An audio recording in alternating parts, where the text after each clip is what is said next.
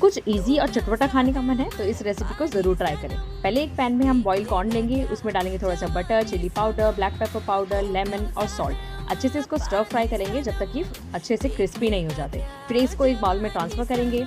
एक दूसरे बाउल में लेंगे शेजवान सॉस, मेयोनीज और केचप। इन तीनों सॉसेस को मिक्स कर लेंगे अच्छी तरीके से, देखिए इस तरह से, और फिर हम इनको कॉर्न में मिला देंगे। अब इन सबको कंबाइन करेंगे और हमारी चटपटी सी यमी सी एक कॉर्न की चाट बनकर तैयार हो गई है। इसको ज़रूर ट्राई करें।